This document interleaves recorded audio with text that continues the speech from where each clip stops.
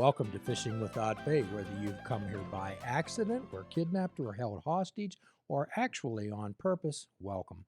My name's Jim Ellermeyer. I'm a behavioral health therapist, and through Fishing with Odd Bait, we help people develop a lifetime without definitive expectations and help people explode into their lives through full impact mindfulness. If you're welcome nowhere else, you're welcome here. The only admission is the honesty, open-mindedness, and willingness to try. And as expected from our past podcast, we offer an eclectic roster of guests. And today we're introducing and glad to have on our show John and Rachel from Jagoff, Pittsburgh. Jagoff, Pittsburgh. Wow, if somebody's listening to that outside of Pittsburgh, where we're at, how would you explain that? Well, Jagoff is a phrase. It's a Pittsburghese phrase.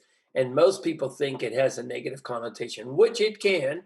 If you cut me off on the highway, I'm probably going to yell Jagoff and maybe a few other words. But for Pittsburghers, it's also a term of endearment. I think we make sure it's a term of endearment, right? We don't want the negative connotations. So we try to train Pittsburghers to realize that it's this umbrella that we all fall under. That's pretty cool because it means we're from Pittsburgh. If I see you in the airport and you have your Jack Lambert shirt on, tucked into your church jeans, I'm going to hug you and go, hey, how have you been, you Jagoff? I didn't know there were church jeans. Of course they are. Wow. Well, I'm from the 12-step world, and what we say, it's our singleness of purpose that binds us together. So perhaps, John, that's kind of what you're talking about. There you go. Yeah. It's our singleness of purpose that binds us together. So, John, what's good about being you? I would say what's good about being me is, quite frankly, for the first time in my business life, it took me this long to find the perfect business partner. I'm not just saying that because she's sitting here.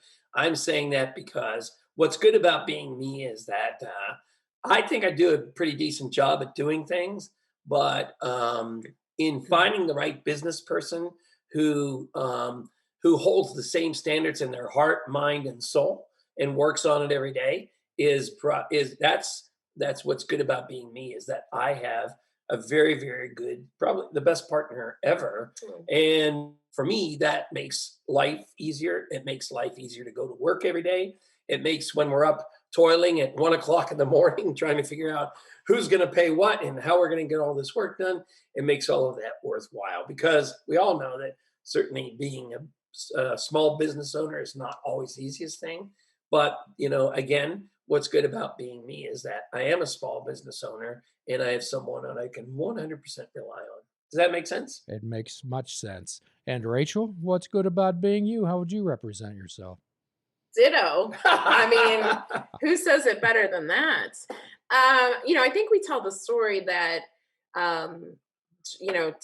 basically I was in a PR firm and John was pretty much the podcast that everyone knew. As we know, podcasts have had their ups and downs. And he was someone whom I gave our press releases to.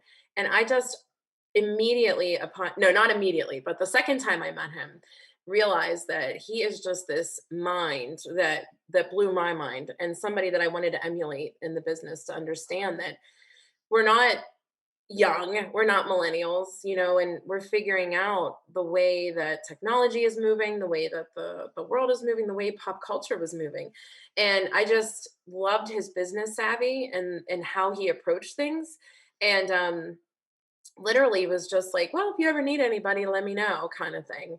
And he was like, okay, I almost felt like I was infringing. And he says that he didn't want me to think it was bigger than what it was. And we just kept bouncing ideas off of each other. And I found myself so lucky, like a sponge, to just absorb, anything that he kind of spewed. And I was fortunate enough to hold on to that. And then, as he said, later become his business partner. And he says he is the best one, and I say the same thing. So we're very, very fortunate because we're very good friends.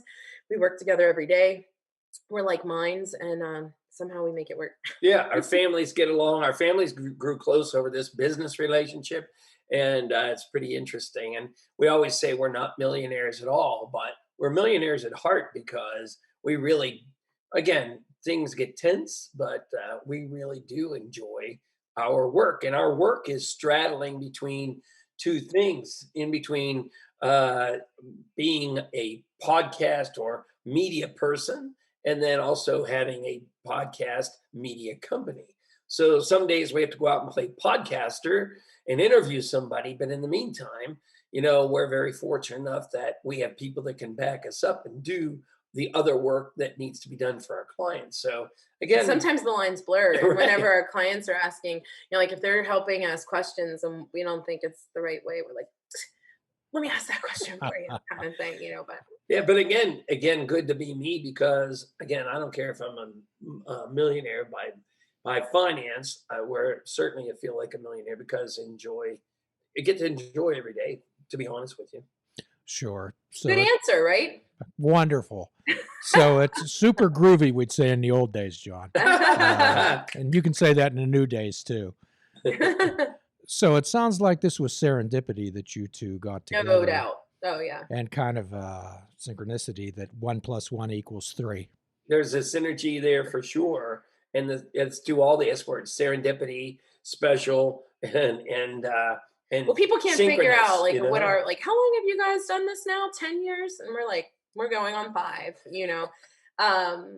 But that, when it's the right fit, it's the right fit. And I think it's sort of, we were bouncing these ideas off of each other in like 2017. um well, 16 into 17, just kind of like, oh, what about this, and what if we kind of collabed on this? And then by 2018 we were like, why aren't we just doing this together?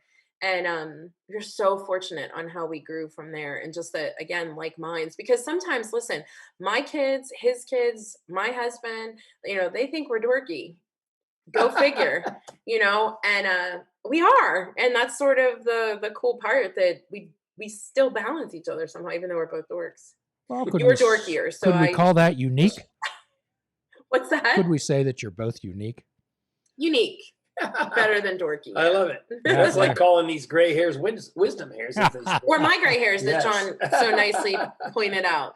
But yeah, people, that's funny because people can't figure out, like, are you married? Are you siblings? Are you good friends? Like, what is the dynamic here? And obviously business partners first, and then, like you said, we were very fortunate to become very good friends, and we enjoy our time. We certainly argue. We certainly have our differences, but it's the best balance because the male female, like, it works. It's just that, I don't know, that Yeah. seesaw kind of thing. Another S word, right? But you said serendipity, and we were heading, but synchronicity is one thing. Like, we really are in sync.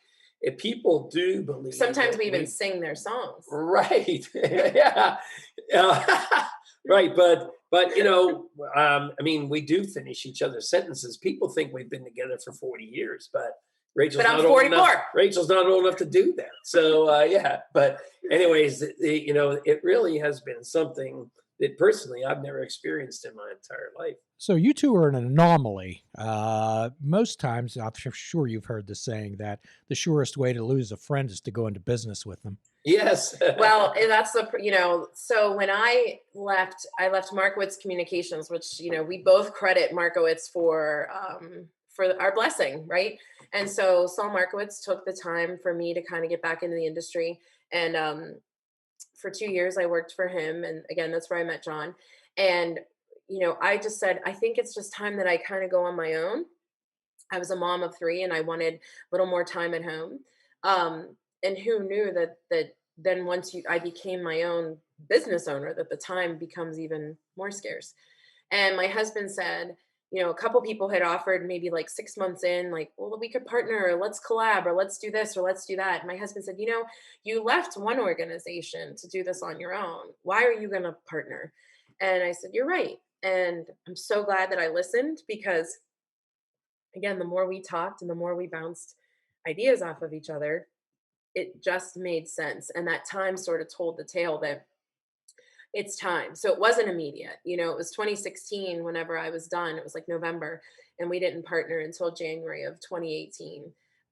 But we've been working together for the 5 years. So yeah, I think it was just perfect timing. And, I jokingly, because you have to really watch how you say this, but women can be tough, right? When women are together, sometimes there becomes a cattiness, a sense of, I think having a competitive nature is important, but sometimes there's a different layer of it with women. And there's just something to be said for a male partner, but the perfect male partner, because I don't know that I could work with every male. Depends Uh, how you keep score, Rachel. right. I am a scorekeeper. So this is where good ideas usually stay, right? Right in the cranium, right between your Sure. ears. And there's I like to speak at rehabs, and I usually tell a story how things get forward. There was a person who prayed to win the lottery every day, sweat blood, but nothing ever happened. So they got so angry that they yelled up at the sky one day, God, why won't you let me win the lottery? And God called back down and says, could you meet me halfway and at least buy a ticket? So the idea is about all these ideas floating around in both of your Yeah. heads. So tell our audience about buying the ticket and getting off the couch and into action. Wow. When did you get off the couch, John? Yeah. Well, I bought my ticket in that. I had a pretty nice job and thought it was the last job ever. I had a really nice big office 12 minutes from my house. Thought it was the job forever, like I said. And so after 18 months, the company was sold. And so as a bigwig marketing person, I knew really nothing about social media. So I asked our friend Dan to see if he could help me start a blog. And I didn't ever think that would be my job, but I just wanted to start it because I thought it would help me learn how to use social media. It did do that.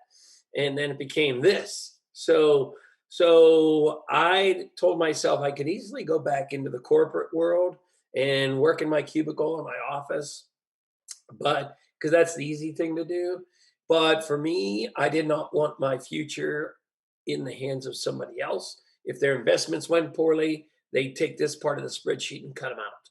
I knew that being in business for myself would be awfully difficult, but I also knew that I'd rather roll that side of the dice than the dice of working in a cubicle. Or again, nothing wrong with that. It just wasn't for me, and I wasn't willing to take that chance. And now we So, just fight over who would get and who would get yeah, Jagoff. if we ever split up, we'll have to decide. Clearly, I'm taking because Clearly. there's other things that go with it. Well, we've now exposed that she's thinking about it, right? And now I know what her art of war is right now. So you had this germ of an idea. How did you make it bloom?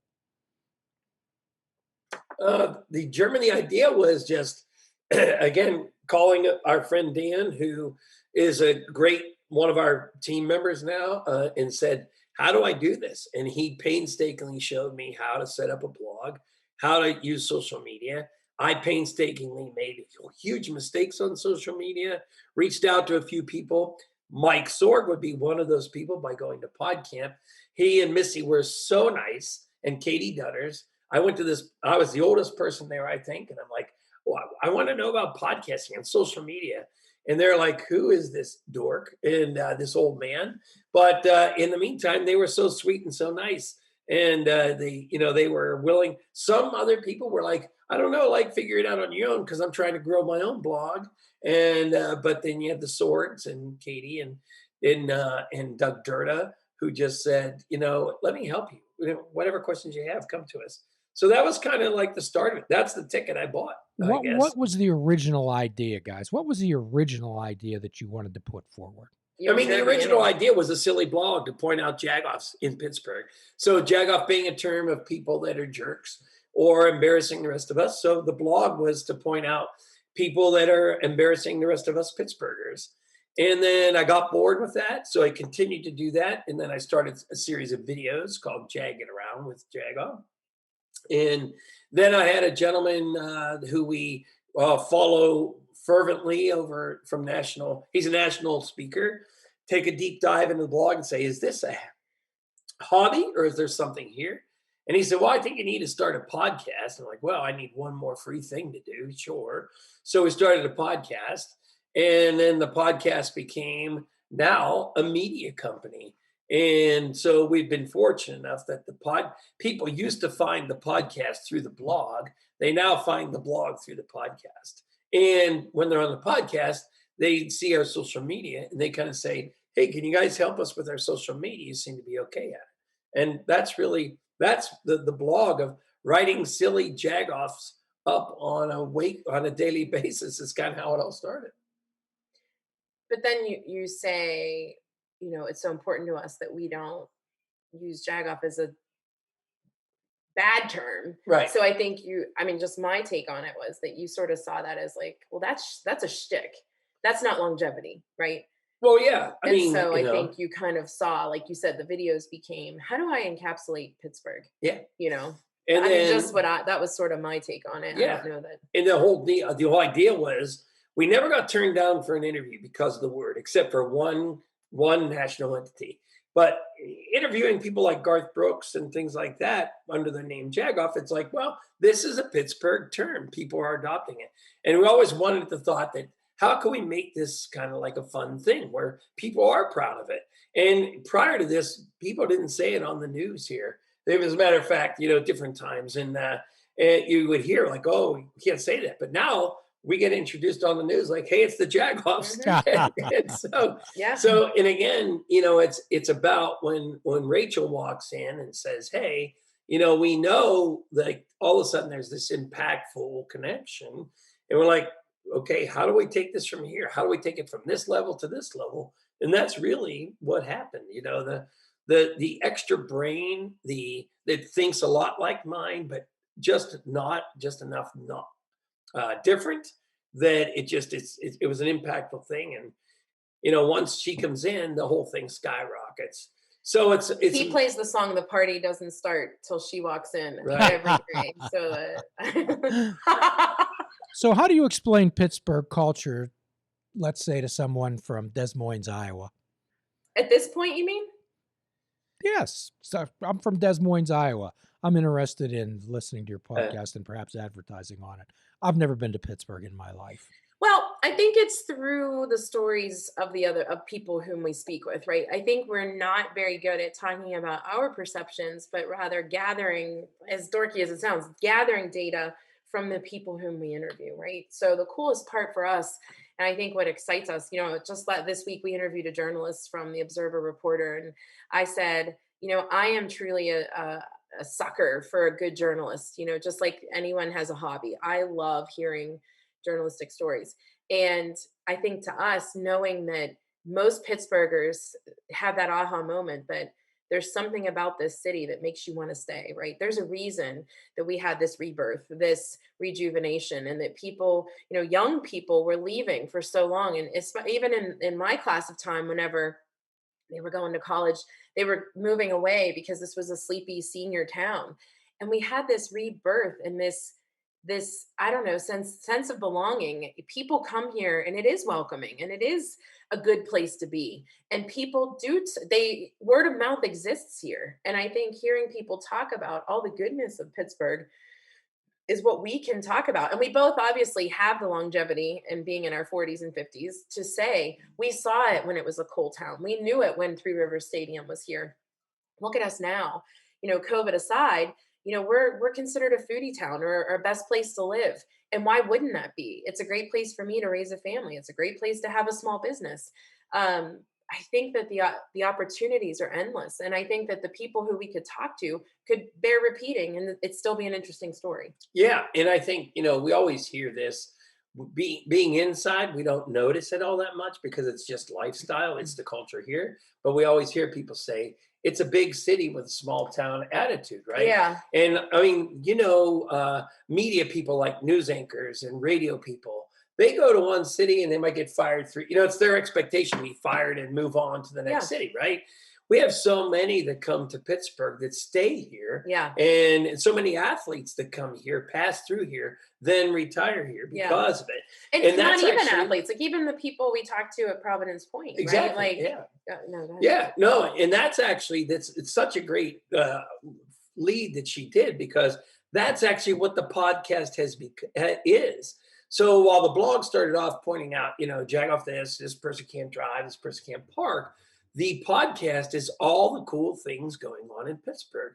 So it is culturally cool in that we have a company here in Pittsburgh that's about to drive a module around on the moon's surface right here from the north side of Pittsburgh. And that's crazy from a technology standpoint. Yeah. We have so many nonprofits. We have so many things, good things, as Rachel said, food, cultural events. It's crazy what's here. And that's why So the podcast is culturally Well, significant and in that we it just calls all that out. recently said we're calling it a noun. It's a person, a place, and a thing, right? Because it was important to us. Yeah, we could be in a studio, but if we're on site, if we're on set and we're showing you the thing, the place, and the person, isn't that the whole story? So you're actually seeing the canvas behind us, or that's where we're residing to kind of do the podcast. I think that's the coolest part. Right. And then, so we're trying to get people to experience Pittsburgh, at least audio through the audio version of the podcast, because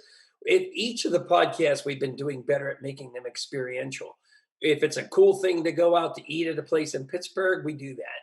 If it's a cool thing to go throw axes, or this smash place where you go smash TVs to get your anger out, or whatever it is, we take all of our guests there, experience that, and then they get to talk about it. And people that aren't here in Pittsburgh anymore, expats or people that are listening to it for the first time, get to learn a lot about what's going on in Pittsburgh. I think your dog wants to go smash some TVs.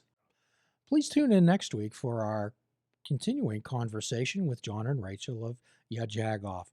And as always, at the end of every podcast, we offer a free prescription: fruits, nuts, and vegetables. Unplug your television and take up fishing. And for a truly mindful experience, we suggest that you fish without bait. Do a kindness for yourself and do a kindness for another. Forgive yourself and forgive another. Till all are free, none are free. Namaste, my friends. Please check out our website at fishingwithoutbait.com, where you can listen to the show, comment on our discussions, and find out where you can subscribe to our podcast.